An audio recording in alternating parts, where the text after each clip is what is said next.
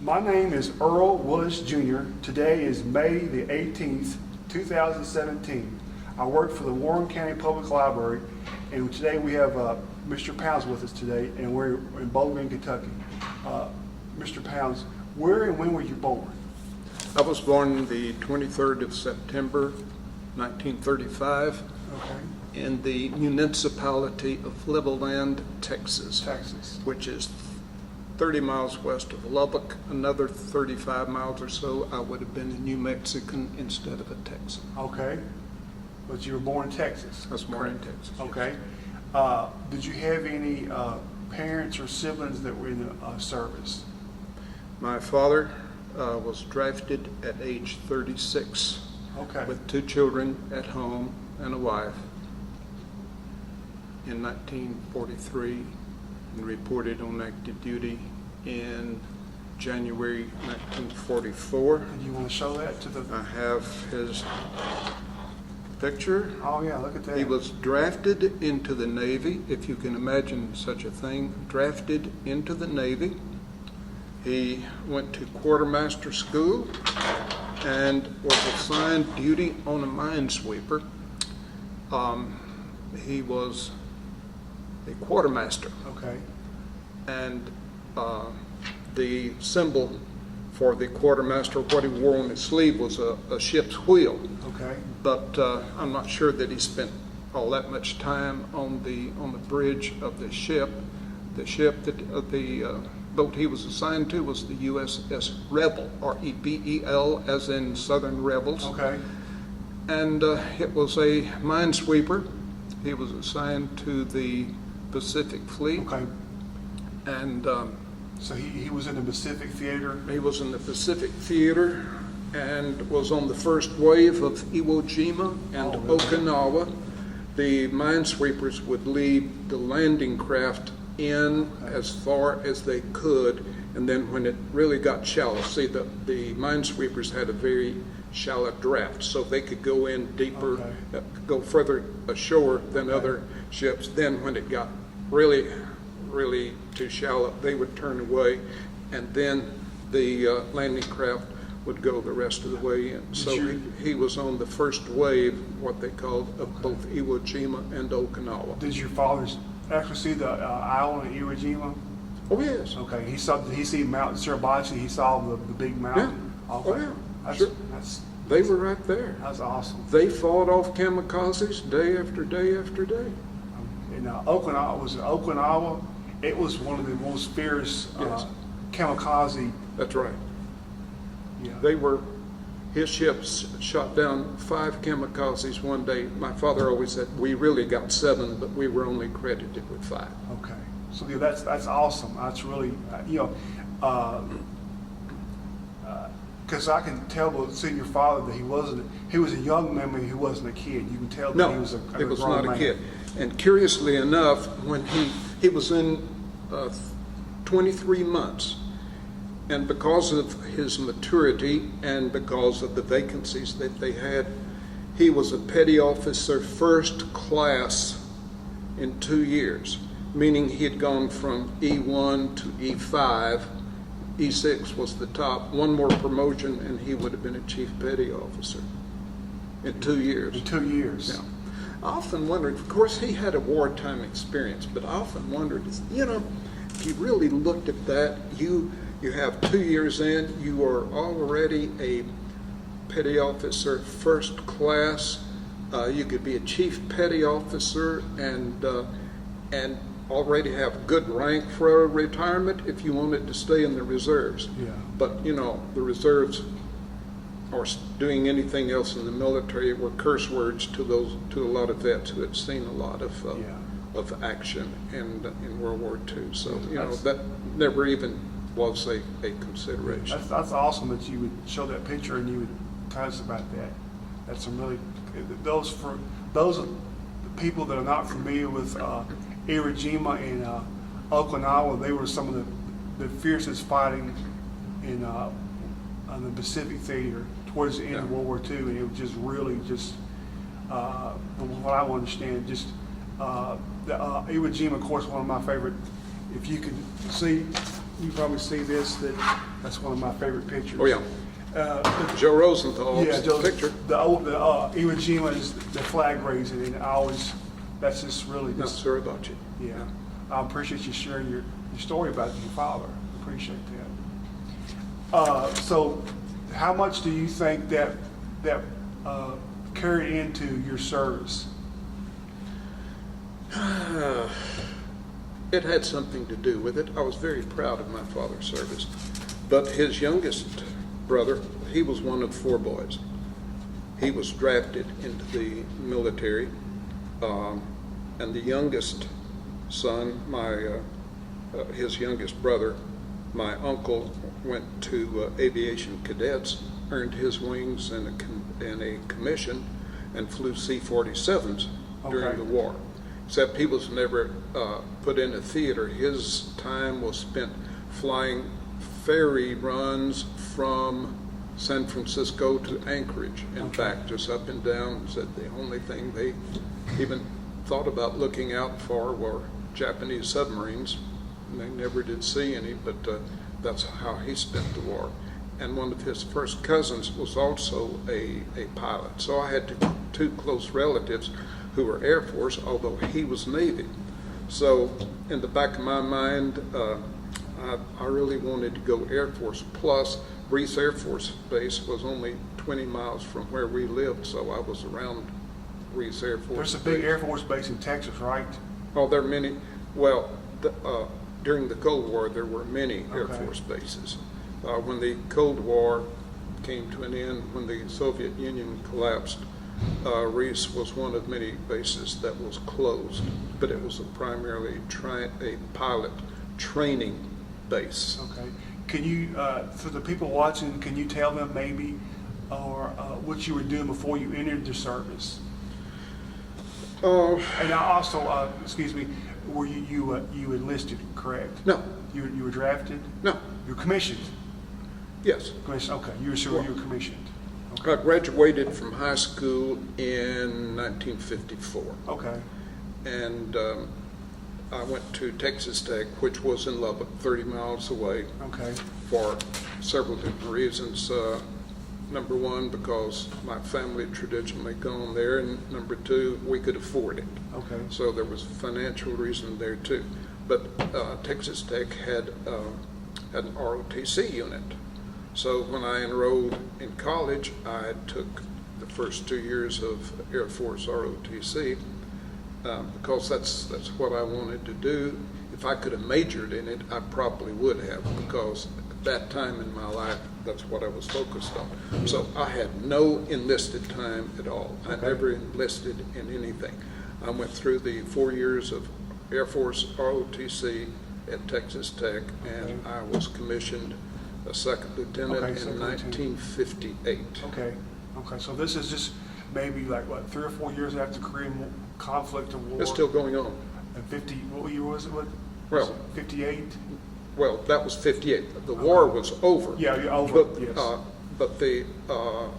but even in 1954, when I went in, people could enlist.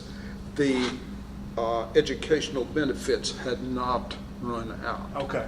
In fact, a guy who lived in the dormitory room next to mine decided that he wanted to get in before it was too late, because the government announced an end date to educational benefits. Okay. So he dropped out of school after 1 semester and enlisted so that he could get in just under the wire for those educational benefits, which is what he did, and he figured that was best for him. I did not, although the Korean War had been over for some time, but the benefits provision had not elapsed at that point. So you were commissioned, was it first lieutenant? No, second lieutenant. Okay. And so after you, can you tell us maybe about some of your training after you were commissioned? Well, when I was in Air Force ROTC, my ultimate goal was go to pilot training. The majority of people who do that want to go to pilot training. I was no different. My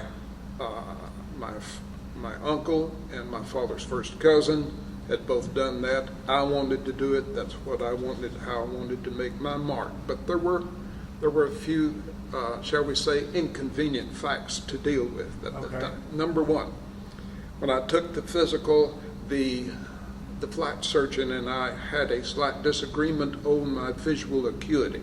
Okay. I was a cadet, he was a lieutenant colonel. I will give you one guess who won that particular argument. I'm guessing Lieutenant Colonel. Yes, probably so. Yeah.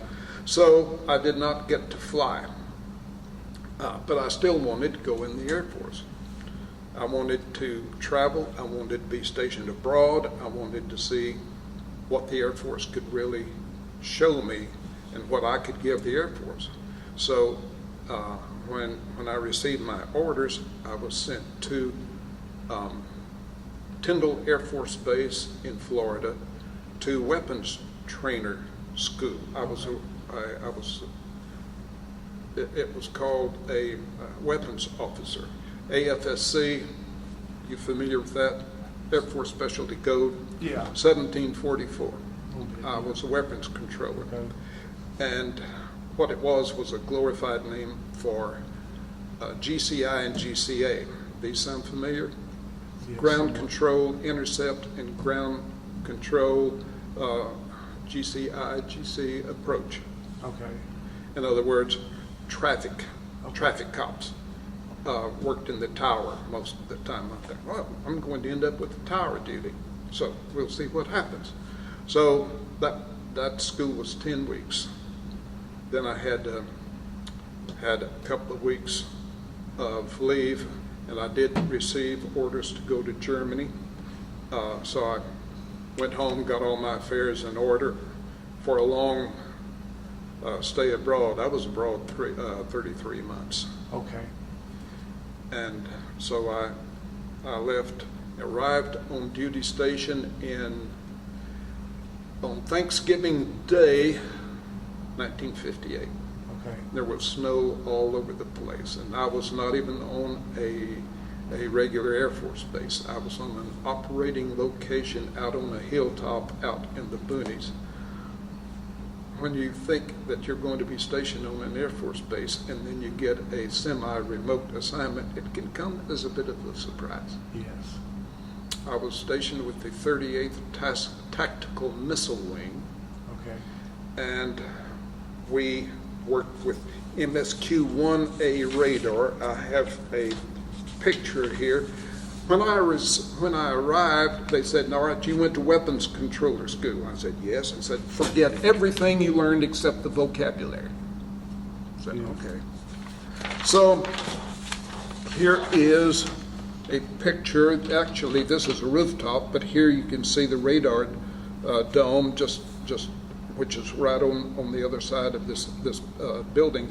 We had a concrete enclosure there in which all of the support fans, and there were about 4 or 5 different support fans. We had the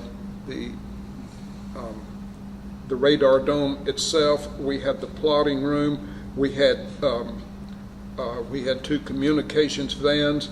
So there was quite a bit of support that went along with all of this. Now, refresh my memory.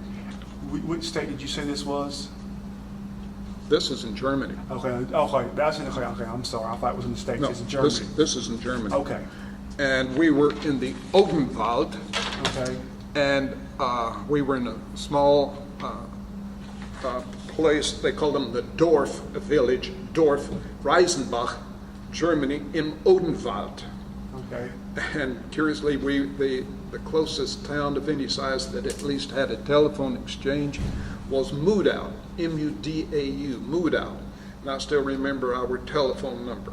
It was Mudau 328, Mudau 328. So our civilian landline, of course, cell phones had never been even thought of at that particular time, nor had these printed circuits that we had today. All of these vans were filled with cathode ray tubes. They got hot, even in the wintertime. And to get all of that stuff in, there were rows and rows and rows of these tubes that had to be ventilated all the time. So it worked, and it worked very well, but it generated a lot of heat. It wasn't terribly efficient. So I'm assuming you can speak some German, but did you learn fluent German when you were in Germany? No, I minored in German in school. And so I arrived, that's one of the reasons that I wanted to go to Germany. You wanted to use Because something you learned. I wanted to build on what I had learned. And it wasn't the best thing in the world because language was not taught terribly well in the 50s. Okay. So the techniques of teaching language, if I were to take the 3 years that I had at Texas Tech and substitute them with the same 3 years that are available at Western right now, I would have been much, much more proficient. But, you know, it was what it was. It was what it was. And I spoke much better German than anybody else on the site did because of that minor. What did you think about the culture and the food and the people? Did you get to interact with them much? Well, let's back up just a little bit. The question here is, before we get off of it, what was I doing with this? Yeah. We were the guidance system for the Matador Missile. This is not a sweep radar. It does not go round and round like you would see on a ship or at an airport that continually tracks in 360 degrees. And we didn't have the rocker that measures elevation. This one would lock on to a given signal. So here's what would happen. The Matador Missile, which was not a missile, it was a pilotless bomber. So we have to stretch the definition of the word missile here a little bit. It was a pilotless bomber. In fact, it was somewhat akin to the T-33 trainer, but it had an atomic warhead, and it was self-guided. You launched it with a rocket, and they would launch out to an initial point. Then we would pick up the signal with the MSQ-1A radar, and we would guide it onto target and dump it. Okay. And so, even today, it's a rather sobering thought to remember that I had an atomic bomb potentially right under my thumb. Sobering. Yeah, it would be. Yeah. We were assigned to the 38th Tactical Missile Wing. Our squadron, in fact, you can barely see it right here. Got something to say about that too. Notice, the colors were garish that we wore. Note C&G on the cap means communications and guidance. We wore orange name tags. That hasn't been done in years. Orange with U.S. Air Force and the name over the pockets. And of course, it's orange and black on the caps. We used to say, if we ever go to war, that orange is so the enemy snipers can just have the 2 orange patches right here and aim right there and wham. That's a good target, right? Yeah, that is a very, very good target. So we were in the 38th Tactical Missile Wing, and the unit to which I was assigned was the 585th Communications Guidance Squadron. Okay. So this another picture of this hilltop in Reisenbach. We had nicht rauchen and no smoking and nicht rauchen up here. Here you can see one of our older symbols, and you can see the electronics and a little bit of the outline of the Matador Missile. Okay. By the time I left in 1961, I'd say in probably July, early July, middle July 1961, we were downgraded. They removed the Matador from service and put the Mace in. The Mace was an upgraded version of the Matador. Okay. So I quite literally rode the Matador out of its existence where we were there.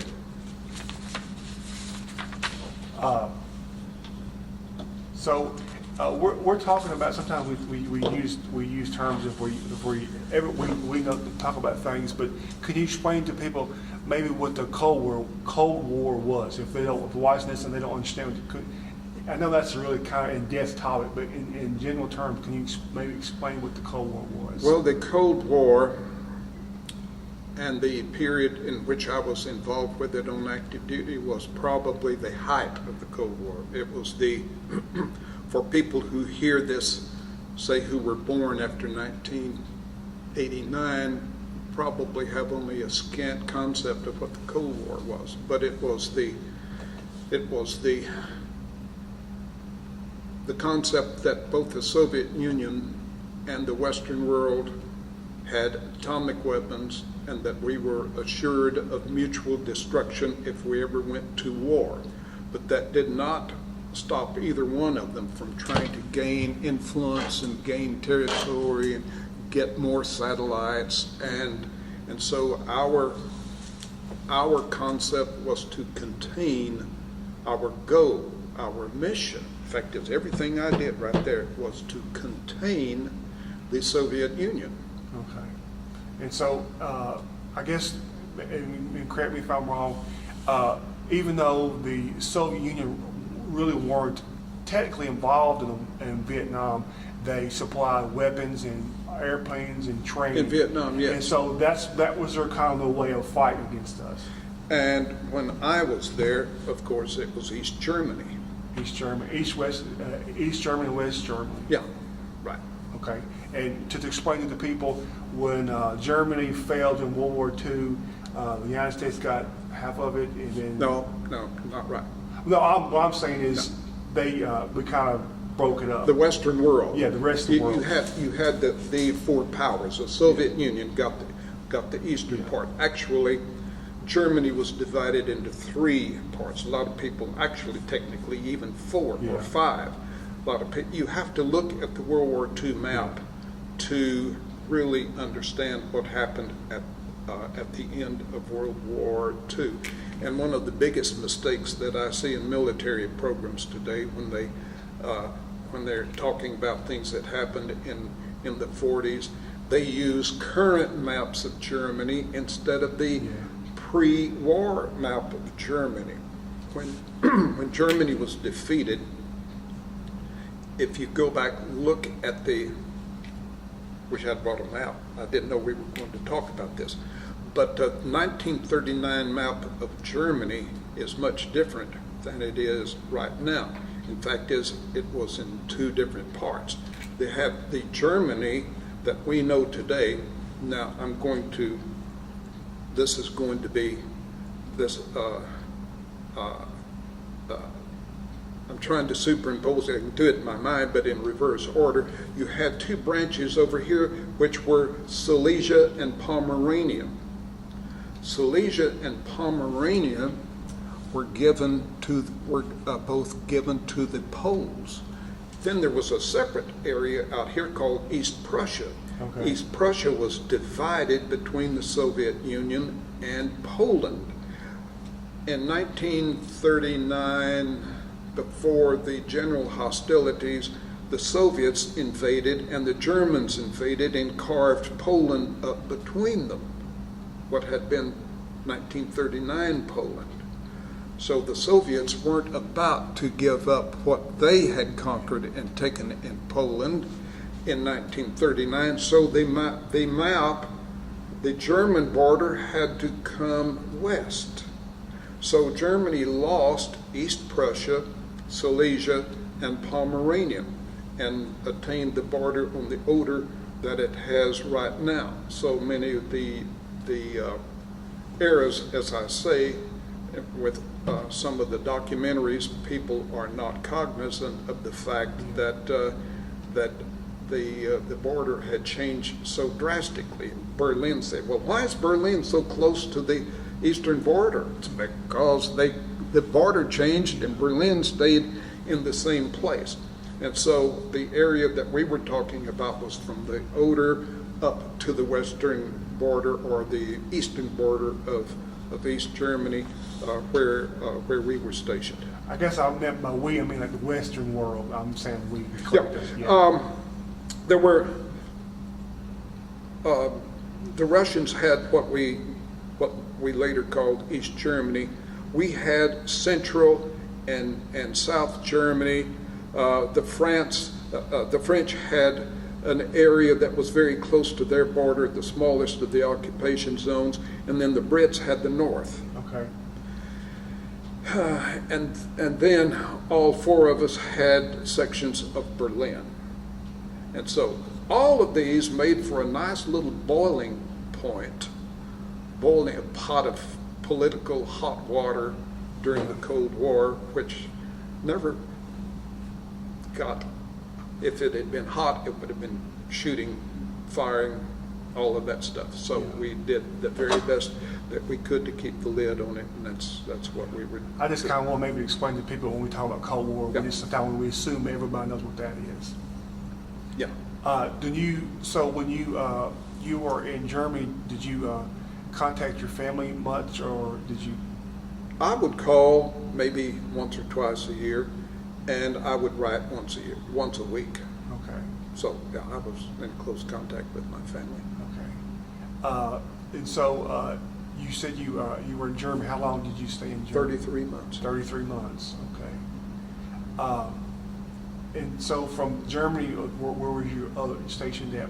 Well, I got still one more, got Okay. another couple of Okay. things to say.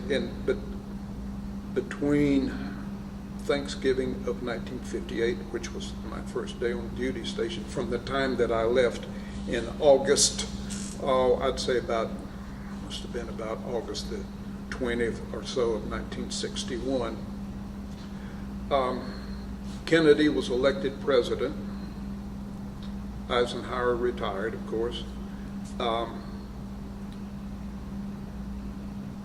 The Bay of Pigs occurred, and that had everybody on edge. Francis Gary Powers was shot down. That had everybody on edge. Khrushchev canceled the Paris summit with Kennedy. And toward the end of it, the Berlin Wall was erected. Yeah. In fact, that came up within, maybe 2 or 3 weeks of my departure, just very, very short time. And I was expecting and would not have been surprised to have received an involuntary extension of 1 year. Okay. In fact, it did come about, but I missed it by 7 days. Now, what year did the Cuban Missile Crisis? 62. 62. I was already out at that Okay. point. So from what I understand, that was pretty close to both sides That was bad. Oh yeah, that was bad. going to nuclear war. But I was in graduate school at the time. Okay. The first year I was out in 1961, 62, I went back to graduate school. In 62 to 66, I lived and taught school in Odessa, Texas, and had joined an Air Force Reserve unit at that particular point. And it was that point in 62 and 63 that, I can't give you the exact dates, but that's when I had just left. I was within, I think, maybe a year and a half of the time that I'd been on active duty. Okay. But I wasn't in an active reserve unit at that time. I could not have been mobilized. Was there anything else you'd like to talk about? Maybe say anything about your workstation in Germany? Is anything stand out in your mind? We were talking about maybe the food or the people there or culture. Well, since I spoke the language and I'd studied the culture, I'd never been there. The food was wonderful. The historical places were extremely interesting. It was only 13 years after the war, so I saw several examples of still wartime damage, especially in Berlin. I went to Berlin twice when I was over there and went into East Berlin, and there was all the difference in the world between East Berlin and West Berlin. I think I still have some pictures somewhere of buildings that had not been either torn down or restored. And so the damage was still evident. Did you have any, did you keep most of it to yourself, or did you have people you were friends with, or? Well, in a small station like that, we had, you can see just a little bit of a building right here. And the building here was our offices, and we have another one off to the side which had the supply, and all of this was within a concrete retaining wall. We referred to it as the napalm container. Okay. Meaning, had we been bombed, Yeah. there would have been no place for the napalm to go. But down on the lower area, we had, see if I have a picture of that. Okay. Down on the lower area, notice we had a heliport. Now, the offices I just showed you were up here. This long barracks here was the enlisted men's barracks, and we had some BOQs and a site club right in here. There was also a kitchen and a motor pool down here. So it was small, but we had most of the things that an ordinary base would have. Nobody wanted to live there, and they did not meet officer standards. All the enlisted men had their quarters right there. Okay. But we were allowed to live on the economy. So I met some German people in the largest town nearby, which was Eberbach am Neckar.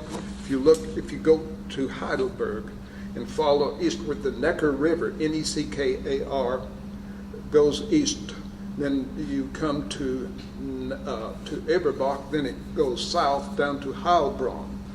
Well, I had an apartment on the economy with a German family in Eberbach. They became very dear friends, and I communicated with them, stayed in contact, went back, visited several times until they both died. Okay. So you got to know the culture and food very well then, Yes. right? Yes. So when you left Germany, where did you go from there? I went to graduate school 1 year working on my master's at Texas Tech. Then I taught school in Odessa, Texas for 4 years. And at that point, Senator Yarborough from Texas happened to be instrumental in passing the Cold War Veterans Bill. Oh, incidentally, I didn't tell you, I'm wearing my campaign tie today. Okay. You know, there are guys that have campaign ties and they have award ties. Can you see what it says? This is Cold War veteran. That's right. Yes, sir. That was my campaign was was 32 years in the Cold War. Yeah. So It was more or less a chess match between Russia or the Soviet Union and the United States, kind of maybe going this way and then going that way. And but they couldn't keep up with us either economically or technologically. they were very poor. They were country. good. Yeah. They were good. They were a superpower. Yeah. You know, you have to give them credit for Yeah. what they were. They scared the dickens out of us. I mean, it could have. If you look at what happened during the Cuban Missile Crisis, quoting Secretary of State of Defense McNamara, we were lucky. The We world were was lucky. the world was just a yeah. Yeah. I've heard that we came really like within maybe a minute or two. That was having bad. That was very bad. Yeah. When the Cold War Veterans Bill was passed, all of a sudden I had 48 months of educational benefits. I applied to two graduate schools, University of Colorado. I was accepted there. See, I'm a retired music professor Oh, okay. at Western. So this is one reason that I left. And incidentally, I do have another story to tell you in that particular regard.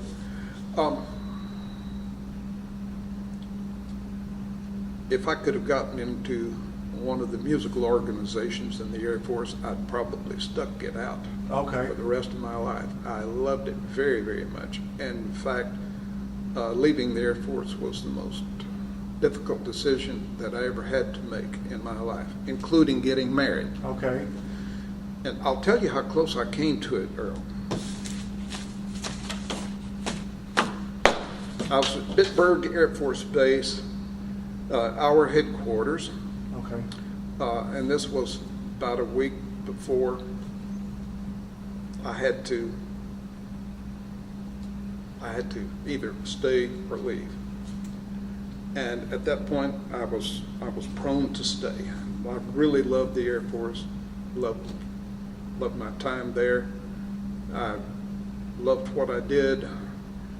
I wanted to get into another occupation, another specialty outside of missiles, but missiles were a closed career field at the time, and there was no way out. So this weighs heavily on my mind. This is how close I was to staying in. The career papers and an extension had all been filled out. Okay. And they were under my hand, and I had the pen in my hand. That's how close. And you just decided And I not to couldn't sign. At that point, I decided I can't sign this. Okay. That's how close I came to staying in. And since you, I don't know if we've said, but you are a colonel, correct? Yes. Okay. Sometimes I ask the guys, do you remember when you made the rank of colonel, and do you remember how you felt about that? Well, you don't go from first lieutenant to colonel. No, I'm just, without, brevity, instead of, people understand about the military, you work your way up. Yeah, But, but do you remember how you felt when you made colonel? Yes. Making colonel is a very complicated ordeal.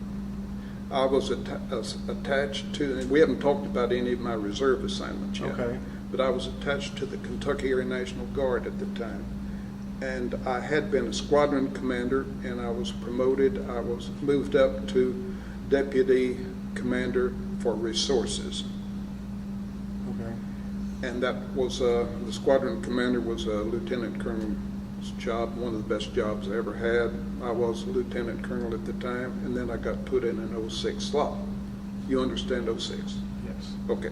I was put in an 06 slot. I was put in for promotion. Paperwork came back. Promotion was denied. Why was promotion denied? Two reasons. Number one, it is very, very competitive. So they have to get down to almost the most minute things that you can imagine. They looked at my records, and nowhere did it have two words: promote now. So if anybody had ever written on one of my OERs, promote now, it would have been fine. Well, it was a big disappointment. So you ask how I felt later on. The next time around, I made it. I got another OER that said promote now. And I had also passed Air War College. I was an outstanding graduate of Air War College, and that was what really put me over the top. And so I learned from that first experience, okay, despite the disappointment, I could live without it. So when it did come through, I said, well, it's wonderful. It's very nice. I'm very, very happy to have made it. I'm proud of it. But it wasn't time to go out and send up the rockets, because the disappointment of that first time sort of took the edge off of it. But to this day, I'm very happy. I'm very proud of the fact that I did that. Okay. Yeah. And from people that are familiar with the military, of course you have to work your way up. Yeah. You don't go from a first lieutenant or a second lieutenant or whatever to colonel. So there's a lot of years and work. When I was in, you're supposed to make first lieutenant at 2 years, except they give you 6 months free time. Okay. You are you are a temporary first lieutenant. So I put on silver bars at 18 months. Then I got orders to say I'm permanent first lieutenant at 2 years. Then I had mustered out and gotten into the reserves. At 7 years, I made captain. Okay. And I was a captain when I became involved with the Air Force Reserve when I went to graduate school, I left Odessa in 1966 and went to Indiana University, where I was accepted into the School of Music. So when I was there, I found out there was an active reserve unit that actually met on weekends and paid money Okay. for participating. Wow, I had never had that since I'd left active duty. So I applied, was accepted, and all of a sudden I'm making $85 a month while I'm in graduate school. Oh, that was just so good. And I'm continuing my Air Force career. And what year is this? That was 1960. I was assigned in 60, 67, 68. So I had 6 months to make up a good year. You have Okay. to earn 50 points to make a good year. So from that point on, I had good years the rest of the time. And I was in that unit. At first, it was at Bacollar Air Force Base Bacollar Air Force Base in Columbus, Indiana. Well, it closed while we were there. We were transferred to Grissom Air Force Base. So I went on 2 or 3 weeks active duty because they needed people to move stuff up there. So I helped Okay. move the entire base up to Grissom. And so while I was in that organization, I made made major at 14 years. I had, while I was at Bacollar, I ran a motor pool. In fact, that's why I ended up moving the base all of this time, because I supervised all of the drivers and mechanics and all of that good stuff. So I was motor pool officer. Then when I made major, I had to go into different jobs. So I was a finance officer. I worked in procurement and worked in mobility. But that was up by Peru, Indiana. Do you know how far that is from Bowling Green? How far? Well, okay, let me back up just a second. I finished my graduate work about 1969, 1970. We came to Bowling Green 1970. So I was in Bloomington, Indiana. Well, so now I came south 3 hours, Okay. and now I have 5 to 6 hours. It was 304 miles commute, and I did that once a month for the next, from 70 to 76. Okay. And in 76, they changed things up again. Well, we're dropping this. You have 6 months. All of a sudden, the position I had was no longer in the books. So I had 6 months to find another assignment. Else, Okay. I've got nothing. Well, I'd taken up a position as liaison officer for the Air Force Academy, so I had an ace in the hole. If all Okay. else fails, I could end my career as an academy liaison officer. So I was doing that in addition to the other stuff. I went to the Kentucky Air National Guard in Louisville and said, "Hey, I'm looking for a job." He said, "Well, you're a major. We want lieutenants and captains. We don't need a retread major right here, and we need somebody that knows mobility. We just flunked a mobility exercise, an ORI, Operational Readiness Inspection." I said, "Oh, you just said the magic word. I ran a mobility section at Grissom Air Force Base for 3 years. That's what I did." He said, "When can you come in for an interview?" So it was only because the Kentucky Air Guard had flunked an ORI Okay. that as a major, I was able to worm my way into that assignment. So I did. I got in. I was at the Kentucky Air National Guard 13 years. Okay. So you served as a resident as a Texan, living in Texas, and you served in the Air Force as a Kentucky part, in the Kentucky Air National Guard, right? It started in Indiana when I got in the Air Force Reserve. Okay. Now, a lot of people who haven't been on active duty and don't know that much about the reserve systems, in the Air Force we have at least three types of Air Force. You have active duty Air Force, you have Air Force Reserve, and the Air National Guard, Okay. which stems from the old Army National Guard. And when the Air Force became an independent service in 1947, instead of the Army Air Corps, well, all of a sudden, well, what about all of these guys that were in the National Guard? Well, we've got to create an Air National Guard to accommodate these people. So that's why there is an Air National Guard instead of a Naval National Guard or a Marine National Guard or whatever. Yeah. So anyway, so I served in all three branches. I was active duty, I was Air Force Reserve, and I concluded my career in the Kentucky Air National Guard. And then what year is that? I went from 58 to 70, but my time in the Kentucky Air Guard was up in 89, and so I was out at that particular point. I think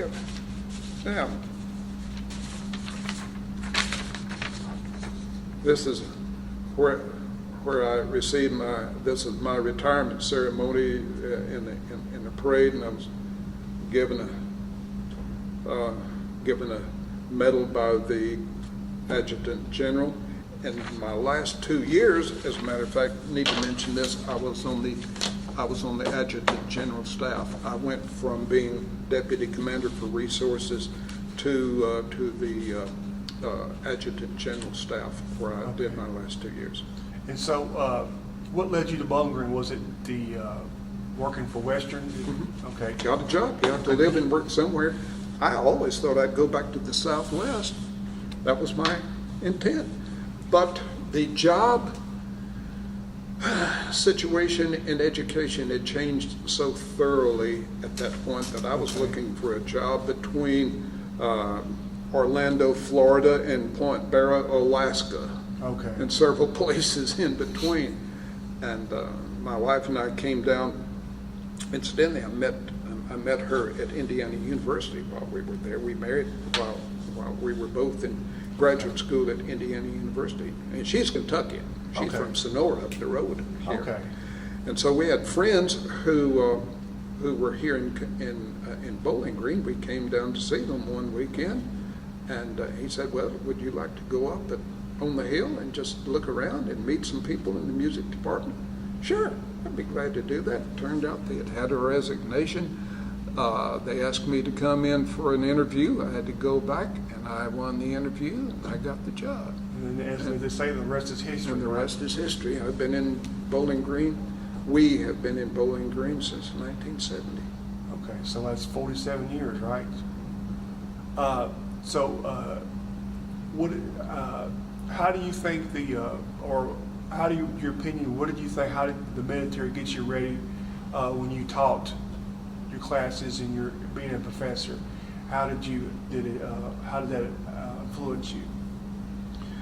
You mean, did I use military thinking in the classroom? Or yes, or how did your experience, I mean, it's hard to be in a lifestyle for 32 years and not have it influence you. Oh, absolutely. So how would you? I use well, I tell people, when we're talking about careers, have told people for years, I use military thinking every day of my life, even as a music teacher. Well, I'll interrupt you and I'll say this. You still do, because you were 20 minutes early.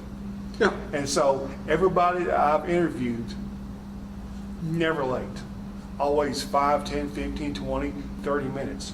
So that is, and I'm always 20 minutes early to work because with my father. And so that's, you, to this day, that's why you're early. Yeah. You don't come dragging into that second. So that's definitely influenced you. Yeah. Were you very tolerant of your students coming in dragging into that? No. Okay. No. So you were very, that influenced you.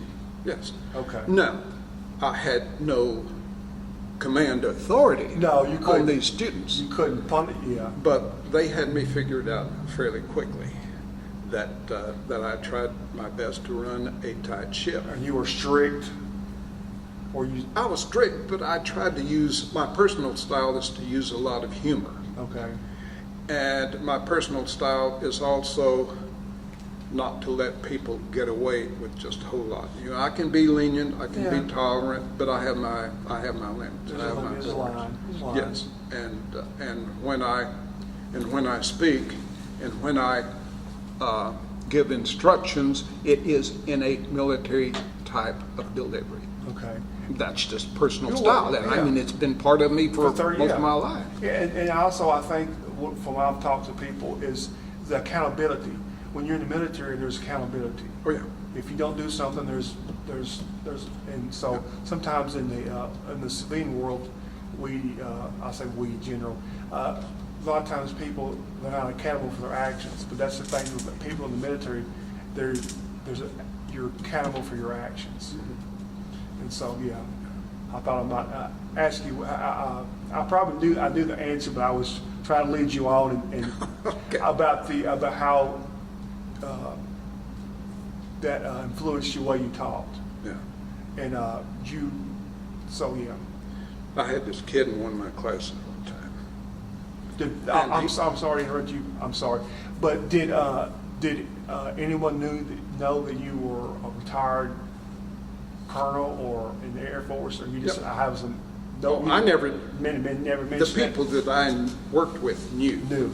But your students didn't know, right? No, Okay. unless somebody just asked me, or if there were a military person in the class, and you know, I would exchange information with them. So you know, I didn't make a big deal of it. Okay. But all of my colleagues knew because I disappeared 1 week in a month. That was your reserve, Yes. right? Okay. Yes. And then I for years I didn't teach in the summertime because I would have 2 weeks active duty, and if I could get another 2 weeks or 3 weeks at a school, I would do that.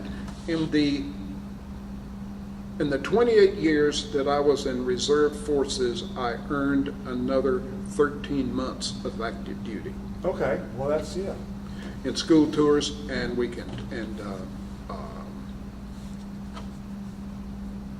and training, what they call summer camp, and weekend for training, Okay. and school tours, and all of those. The 2 weeks in the summer and the school tours were all active duty, and all active duty counted for retirement. So, since you've retired from Western as a professor, what have you been? Are you involved in? Or can you tell us where you told me that you were a member of the officers club? Okay. I'm past president of the Okay. MOAA, which Okay. is Military Officers Association of America. So I've been active in that. And now that's the primary military organization. But since I've been retired, I taught my last class at Western in December of 2003. Okay. And I do a lot of writing. I still do research. I'm a serious photographer. My wife and I travel, and I make sawdust. Okay. You're a woodworker. I'm a woodworker. Okay. That's That's right. everybody needs a hobby. That's right. When I called you, that's where you were at, right? Yes. Okay. That's right. The last thing that I want to do is hit the rocking chair unless I am shining it, making it, building it, Okay. whatever. But I have Want to stay yes, active, right? Yes. I'm almost 82, and I want the brain and the body to be as active as long as I can possibly manage. That sounds like a good plan.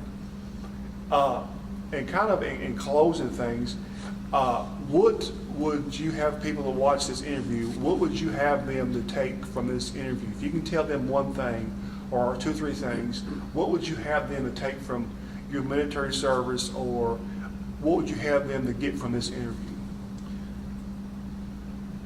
Well, I would say, as I mentioned early in the interview, I was not a warrior.